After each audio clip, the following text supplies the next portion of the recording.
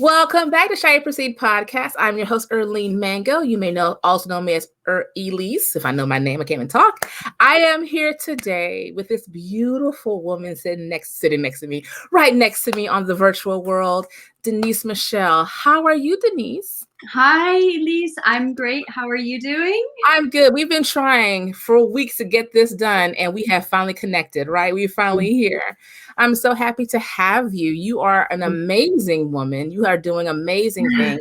You are in the self-love, self-care business, which is, we all need it, right? definitely need it. And, with the year that we've had, the 2 years that we're having, and just life, self-care and self-love is so important. So before I go any further, please tell my listeners a little bit about you. Sure. Hi, everybody. I'm Denise Michelle. I am located in Los Angeles, and I am the Self-Love Alchemist. I work in transformation and hypnotherapy and the healing arts. And so basically, I have created an alchemy of tips, tools, resources to help people in their self-love, self-healing. And really, I would say the brunt of my work is I'm in service to healers, spiritual entrepreneurs, and influencers to come home to their authentic self so they can really work on finding solutions, creating solutions, personally, professionally, and globally with love. That is awesome and so needed. I think when it comes to, I know for me, hearing about self-care is semi-new. I would say 5 years, maybe. I don't know. And I heard about it more when I needed to take care of myself more. I was like, sometimes, are you taking care of yourself? What are you doing? And then it finally came into, what's your self-care routine? I'm like, what are you talking about? What is self-care routine? Mm-hmm. And also hearing about it when you're a caretaker, taking care of yourself and loving yourself, it's new for me. And I think it's new for a lot of us. You don't hear about it because many of us are raised on push through, do what you have to do, work, greater is later, build. And then you have fun when you retire. Like, I got to wait till I'm 60, 70 to have a good time or to take care of myself.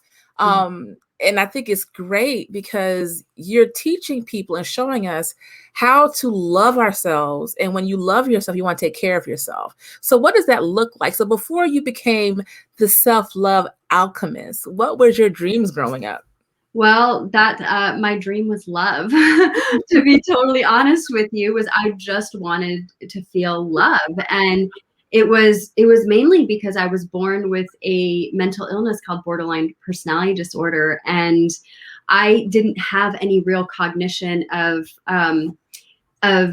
what healthy emotion was. And I didn't know what healthy happiness was. I didn't know what anger was. I thought anger was rage. I would go from like 0 to 60.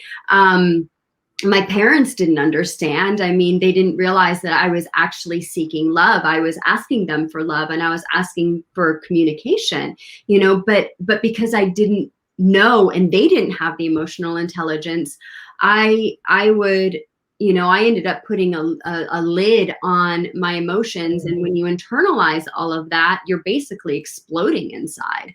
And that's what would occur through me, even though on the outside, I was a very good student. I was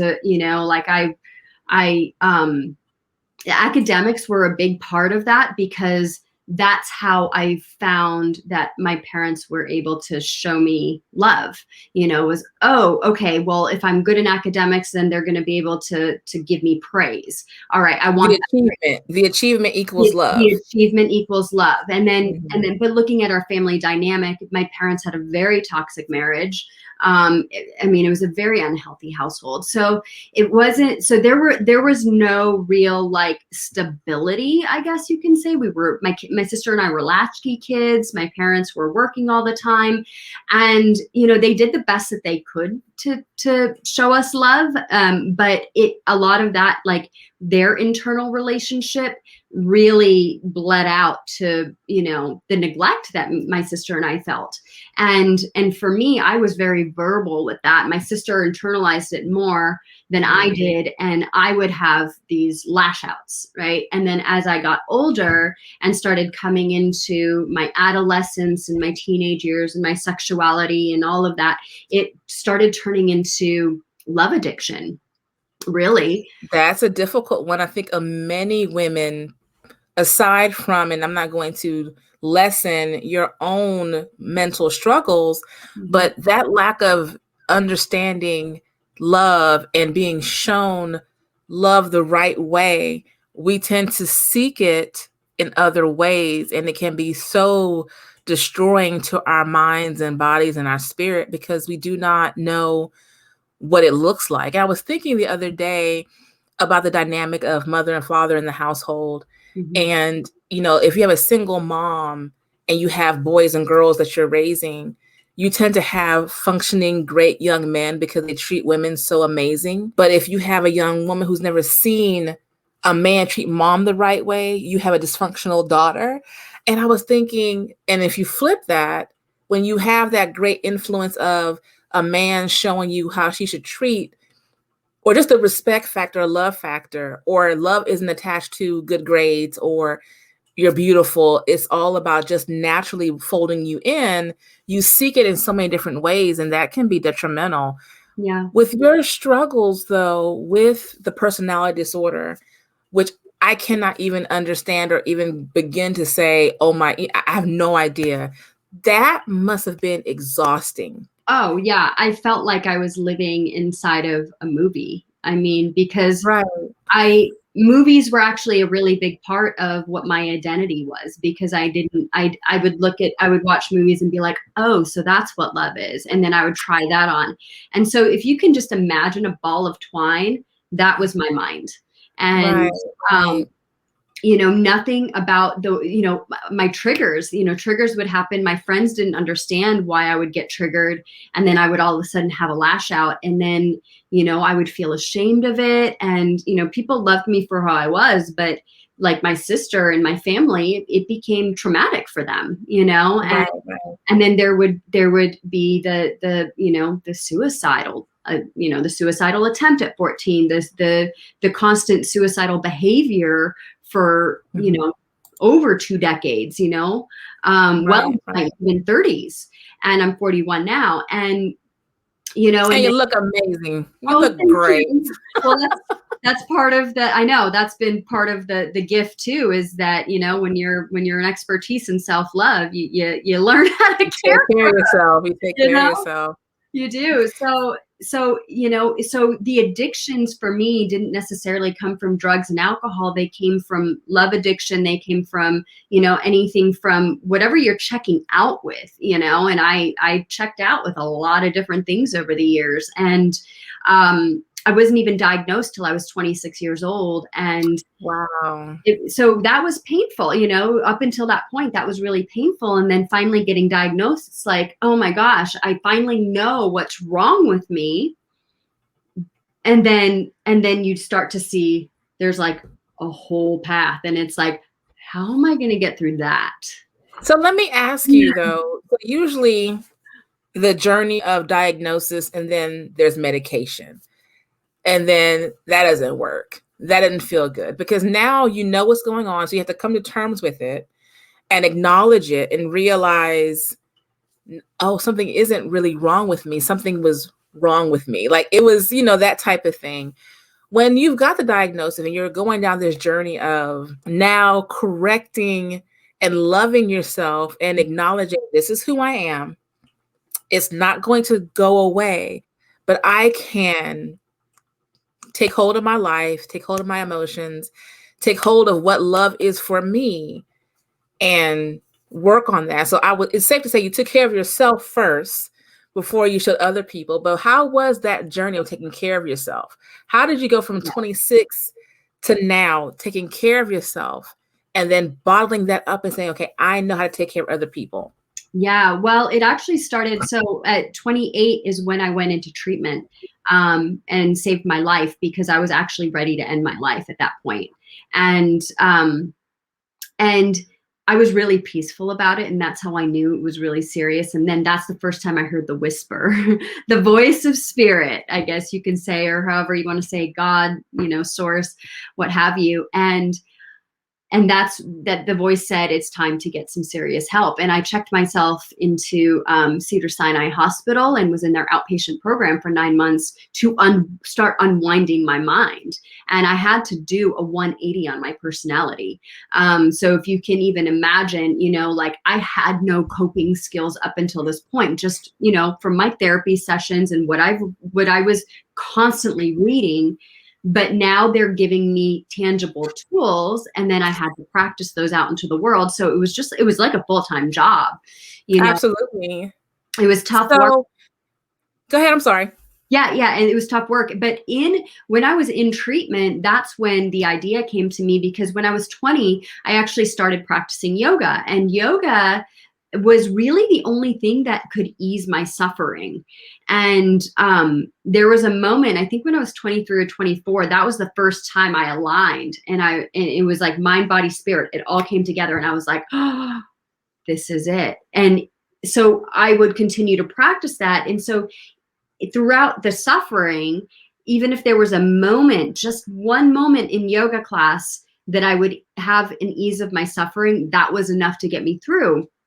And then over the years, I just remember saying, like my yoga teachers had given so much to me. I would love to give this to other people. And when I was in treatment, I remember saying that to the director and saying, I think I would like to be a yoga teacher. And but I thought to myself, oh, who would want to learn from me? I have a mental illness. There's that self-doubt. Don't do that. Yeah. And I gained the courage. I gained the courage to become a yoga teacher, go into teacher training. And I spirit, when you're in your path, spirit will throw you right in.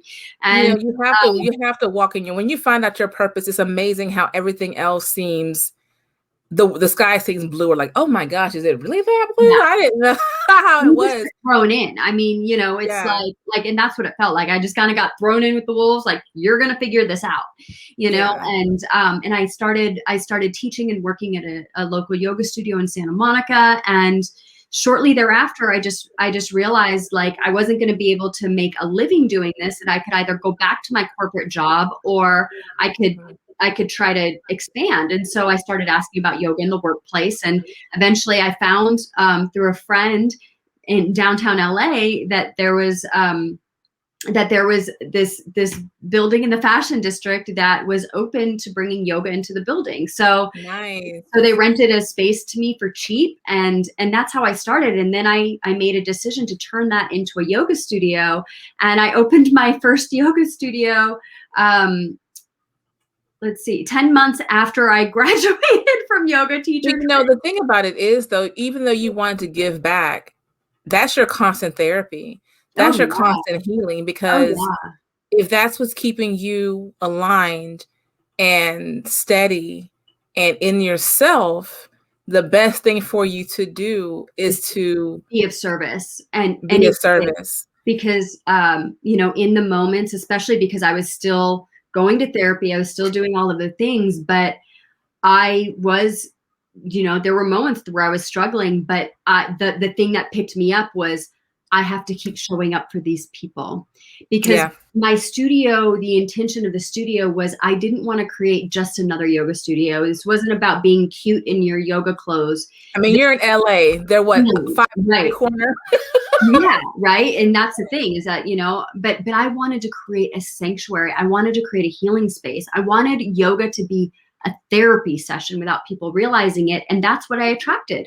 I attracted a lot of people who needed to heal their hearts. And my studio, all the teachers that I had hired, we were all healers, and people would come to our studio in their sweats, and they would cry, and they would open themselves up, and they would heal, and they would grow. And, and this is what built the community. And that's what started me on my entrepreneurial journey 12 years ago. And 12 years ago. Look at that.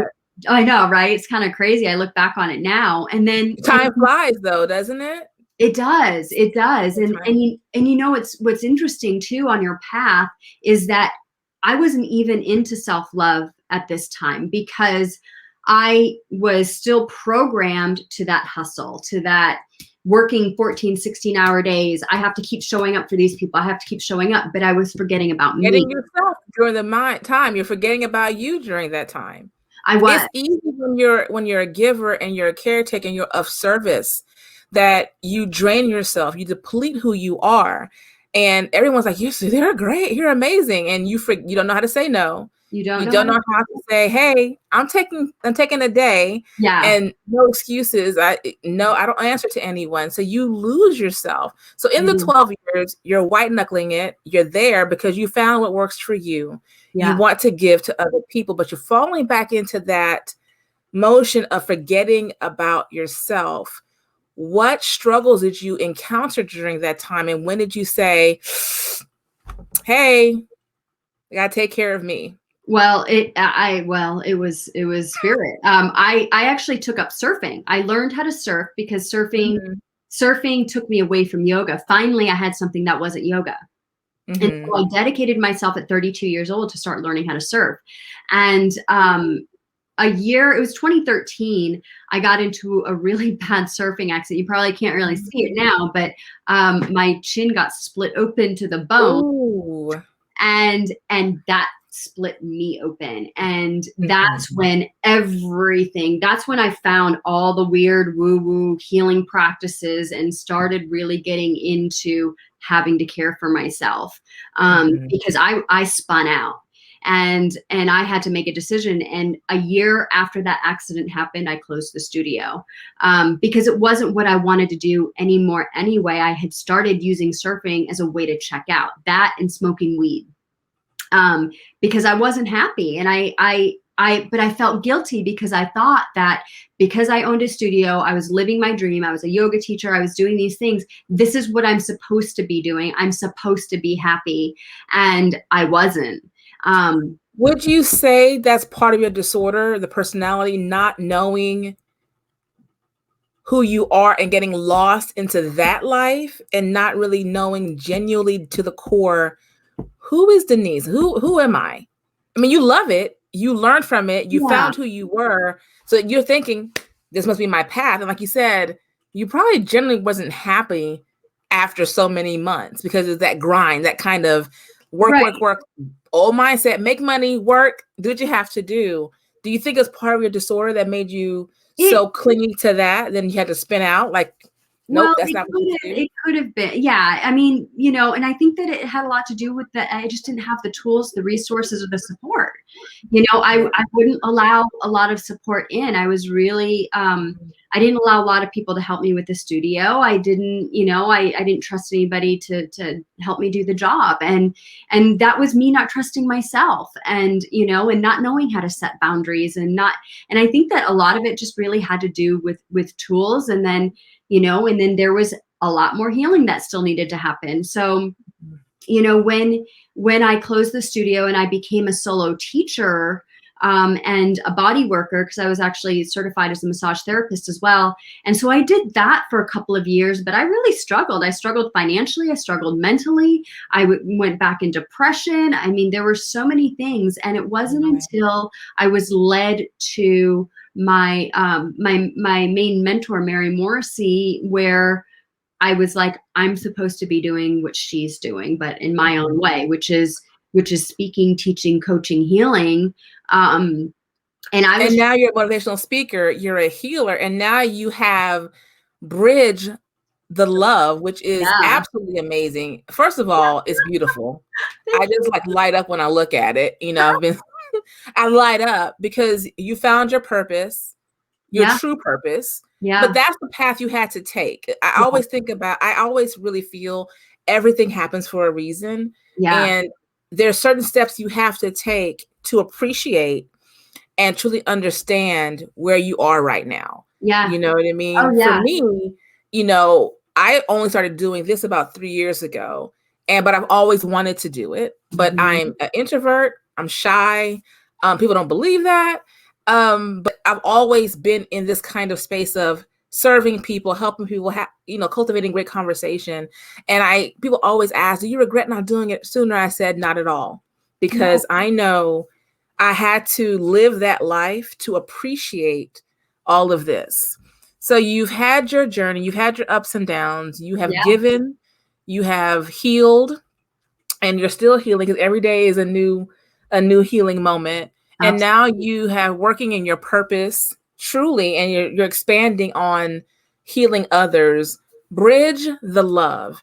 Yeah. Self-Love Alchemists, please tell me about this. Sure. Yeah. So basically, when I got into transformational work and became a transformational life coach, I started working with clients and groups, and I started realizing that the clients that were drawn to me were healers and entrepreneurs and influencers. And I was like, oh, I'm a coach's coach. And I was like, uh-oh, that's a tall order. And but I realized that this is, like, there's a reason why I went through all the stuff, was so I can help people along the way. So, maybe I'm not here to work with, just an average, and I don't want to say just an average, but like, somebody in the middle of America, just wanting to get from one step to the next. Like,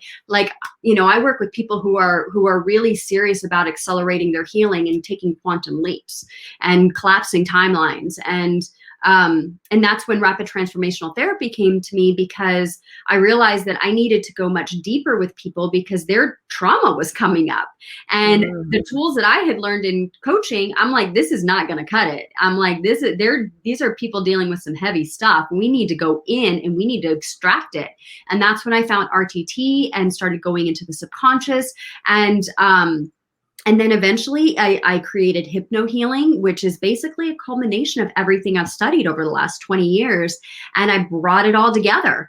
And it's been a really beautiful, beautiful gift to share with people, because you're going to be uncomfortable for a short period of time. But when you get to the other side of it, that's where the magic is. And that's Absolutely. where, You need to have that discomfort to get to the comfort. Then you appreciate the comfort so much more.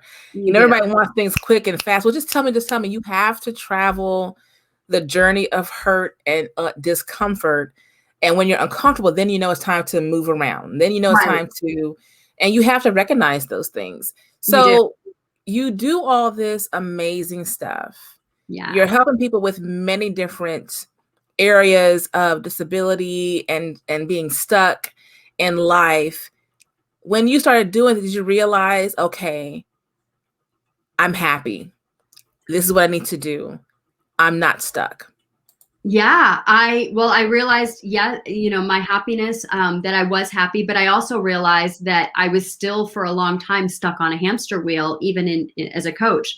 A couple of years ago, well, August will be 2 years, I found out that I had mold illness, and I was living in a home that for at least 2 years, I was struggling with mold, and I couldn't understand what was happening to my mind, my body. I mean, I was having all these weird symptoms, and I'm so grateful for that experience, because it taught me less is more. It taught me to slow way down, and I had to really focus even more deeply on self-love.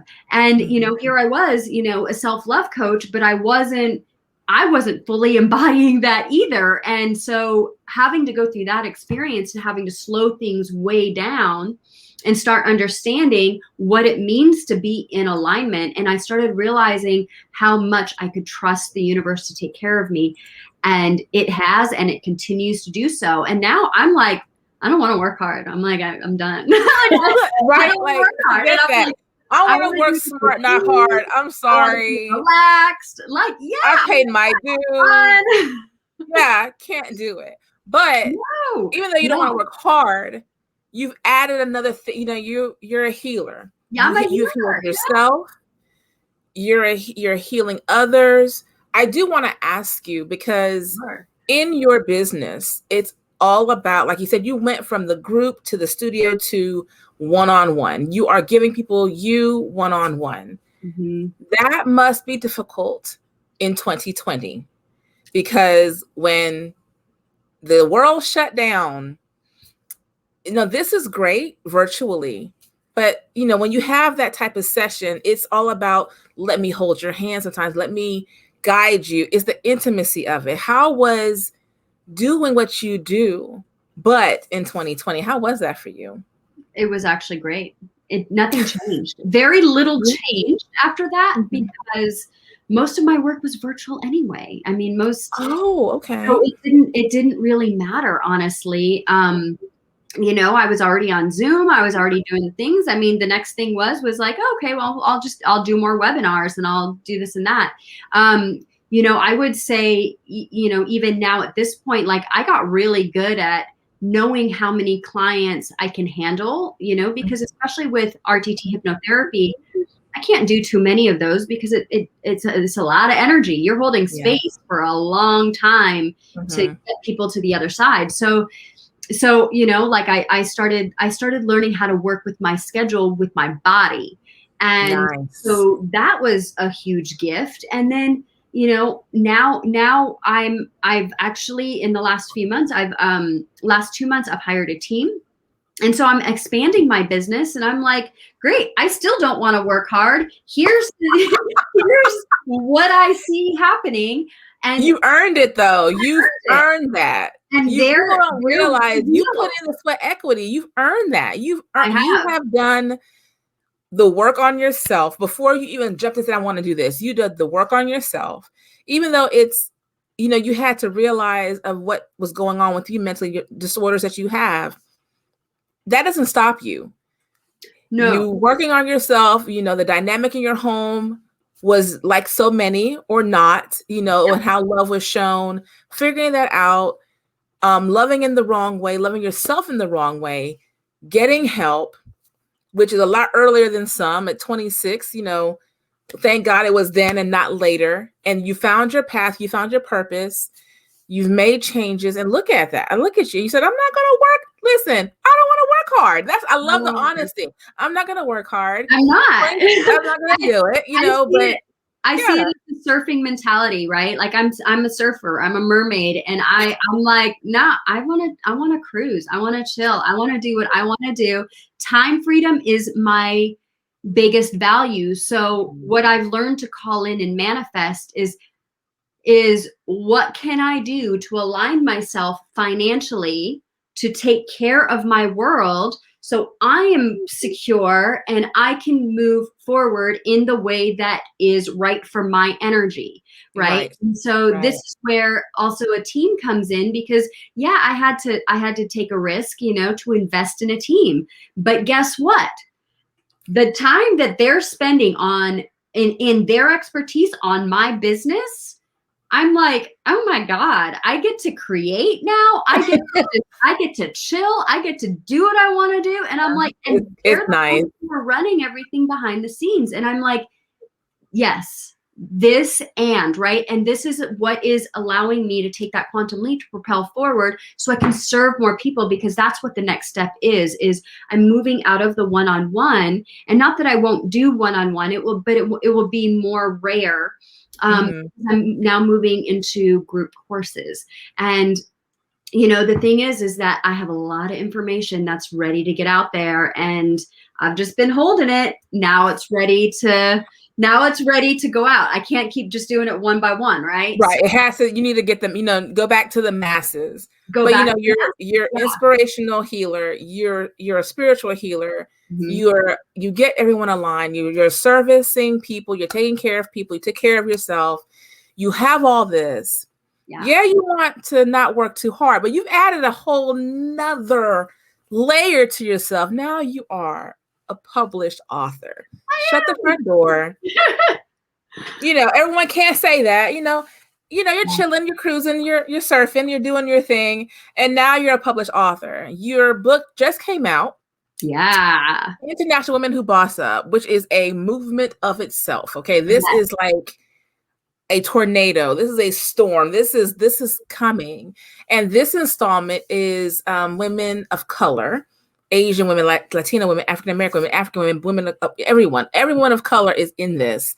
What made you say, I'm chilling, I'm good, I'm not working too, I have a team, but now let me be part of this movement? Let me be part of this book. What made you say, I want to do this? Well, for one, so this book, actually, there is a women of color book, but this one is just Asian women. So I am half Asian. And when this project, this was one thing that I was asking the universe. This is the thing. This is what I'm talking about when it comes to manifestation. And you have to know what to ask the universe for. And I have been working on my solo book. I had been working on it for a couple of years, but I had gotten scared with it. And, so it was like, and it was obviously very time consuming. So I knew that it was time to come out as an author and to tell my story. And I was approached by a woman named Dee Wong, and she calls me up and she's like, "You're half Asian, right?" And I was like, "Yeah." And she's like, "I have this project. You're ready." And I was like, "What are you talking about?" She said, "It's this book called Asian Women Who Boss Up." She's like, "Denise, I've seen you speak. I've been watching your work." She's like, "You're ready to get out there, and this book is going to propel you forward." And she's like, "People need to hear your story." And I was sat with that for a moment, and I did say yes. And this was a big deal because being half Filipino and growing up with a mother who, if anybody knows anything about Asian culture, it's there's a stigma on being subservient, submissive. You sit pretty, you spoke, you're not the one who's taking the reins, so hearing Asian women bossing up, that's not exactly a term that you would see in the mainstream, and these women are all women who have overcome incredible adversity, resilience, strength, courage, healing, bravery. I mean, you name it, we talk about it. And that's what I love about this book, because we are calling all of those stereotypes out in that book. When it comes to, I'm not Asian, but when it comes to Asian culture, I understand the pressures. I understand that it's a different, my family's in the Caribbean. Mm-hmm. And so the pressure to be respectful, to listen to your parents, do what they tell you to do. Don't embarrass me. Don't embarrass his family. It's it's different. I don't want to say that it's different. People like, I'm telling you, when you grow up in a family who's not from here, yeah, Asian, Caribbean, whatever it is, and respect and that whole do as I say, not do as I say. Basically, this is the career path. They don't understand things. Love is shown differently. It's a different type of, very few would say, well, I'm going to be a yoga instructor. Be like, what? No, that's not what are you talking about? Oh, no, you're going to be an accountant. You're going to be a doctor. You're going to be a lawyer, right? Yeah, and what are you talking about? We need to make money. What are you doing? Oh, you're going to work in the corporate world. You're going to have safety and security. So how was it though? How'd your family take it when you were like, this is what I'm going to do? Well, I would say I heard a lot, especially during the yoga studio days and when I was building that business. Why don't you get a real job? I don't know why you keep doing this. You cry all the time, like all the things that an entrepreneur goes through, right? And but I knew in my heart of hearts, like, I can't just go back into a corporate job that was sucking my soul. That's not, I don't belong in an office for 8 hours a day or whatever under fluorescent lighting. Like, that was not living to me. And I was determined to find a way to make this work. And, but it wasn't obviously until I started my coaching business where my dreams started coming true. Absolutely. Because I learned that there was a strategy and a structure to this kind of work, that if you follow a certain path, that your dreams will come true a lot faster than you think they can. And so that's what I've been practicing. And I can't tell you how many dreams have come true ever since I started in this work 3.5 years ago. And what's great about the work that you do, and also this collaboration, is not just you're going to find women, and Asian women who boss up, there's women who works in healthcare, finance, nonprofit, coaching, you name it. I think it's 16, 17 women in this collaboration.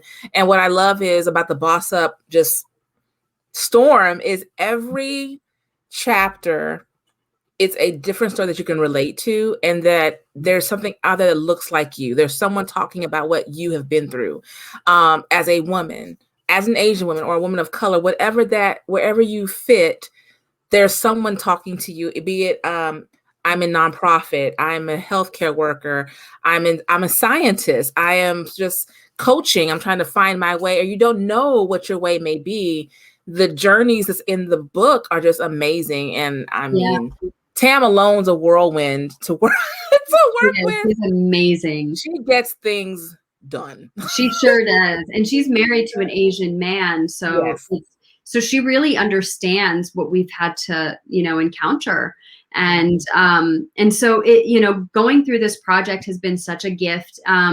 This was, when I shared this with my mother, who's Filipino, she was so grateful and so excited because she felt honored. She felt honored that I was embracing my Asian roots. And, but during the project, while this project was taking place, and I'll just go ahead and go into this since we talked a little bit about it earlier. My mother contracted COVID and passed away from it in December. And so, in the midst of all of this, while I'm working on this project, then I lose, my compass. She was really my compass. And so this book means more to me now than ever. This is the last project I got to share with her.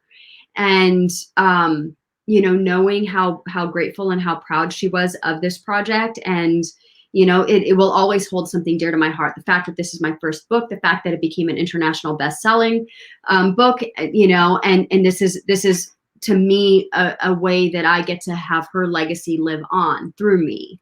Absolutely, right? Absolutely. And she'd be proud of you.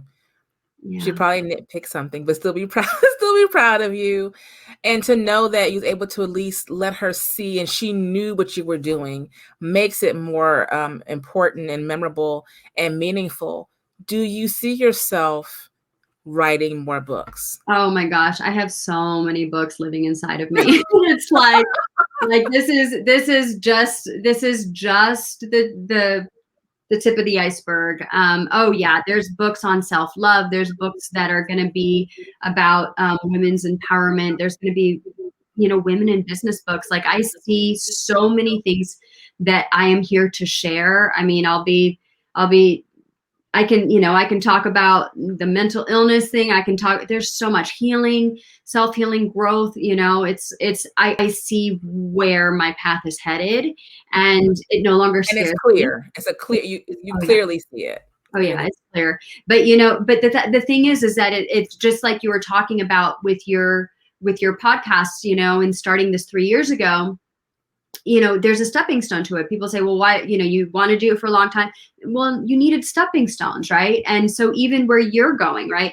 If I were to have what my vision is, where I really see myself in the next 20 years, if I were to have that right now, I'm not ready for that. There's still things that I need to do to get to that point.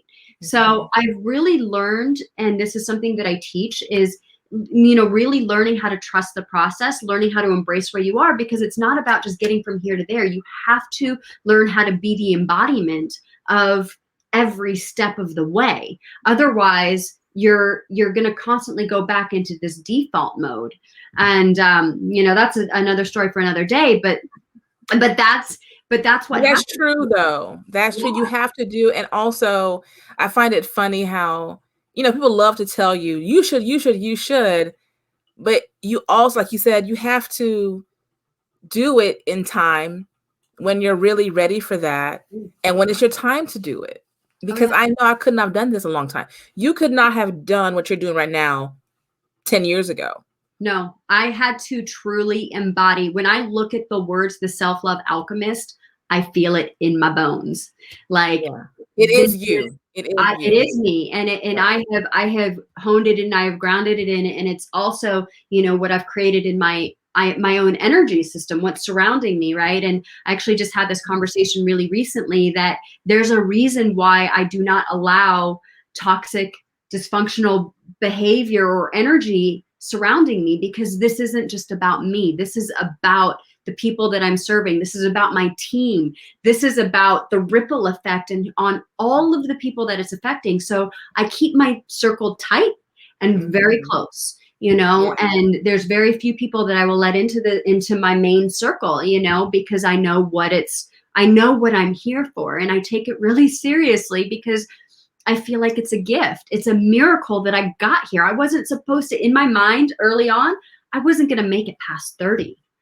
So but you're here. I am 41, right? Here I am. You're doing it, well rested, looking amazing, loving yourself. I have to say it has been a joy talking to you before we started recording and even during the recording. Before I let you go, with all your fabulousness and all your amazingness and all your self-love, the Self-Love Alchemist, please tell everyone where we can find you. Sure. I want to sign up and get your help. Where can we find you? Where are you located? All those wonderful things. Yeah. So you can find me. So I'm in Los Angeles. All my work is online at this point. You can find me at bridgethelove.com. And if you want to follow me on my social media, I'm Denise Michelle XOXO on Instagram, and Denise Michelle Love on Facebook. So you can search for me there. And I will, in the next, few months, I have my own podcast, Bridge the Love, coming out. I'll, putting out group programs and, things like that. These are all things coming, and so I would say right now, social media, finding me on my website are the best and easiest ways. Buy the book. Definitely buy the book. You can pre-order a hard copy of the book that I will sign, and those will be coming out very soon. And, or you can get the ebook, which is on Amazon. And just happy to be of service to people, like we're in this together. And that's one of the greatest things that I just want to share with people is that you're not alone, and that you have a story to tell, and there's a reason why you were drawn to this talk. And you are a miracle. There's something very magical and special about you. And it's all a matter of unlocking those deep, beautiful, hidden treasures, right? It's been a joy sitting with you, talking to you, and your energy is amazing. Your clarity is amazing. And you can just tell that you're really at peace, and which is a nice thing to witness. I see nothing but amazing things for you. I mean, you're already doing amazing things. When your podcast launches, you are welcome. You're always welcome to come in. You're part of my podcast family now. You're part of my family. Anytime you want to come on, just email me and say, hey, Early. I'm like, okay, no problem. Definitely want to make sure you're on to promote your podcast and promote who you are, promote all your other books that are coming. Heck, I may need all of them at some point. Time. But it has been an absolute pleasure having you. Everyone, make sure you follow Denise Michelle. I call you Michelle. That's okay. Self-Love Alchemist everywhere. Make sure you follow this show to hear more about her. You can find me on Instagram, Facebook, Twitter. I even do Snapchat sometimes, or in a TikTok. Make sure you follow my show on all streaming platforms and YouTube. It's been a pleasure, Denise. I enjoy you. You are amazing. Thank you for sharing who you are and what you do with the world. Thank you, Elise. I appreciate you. No problem.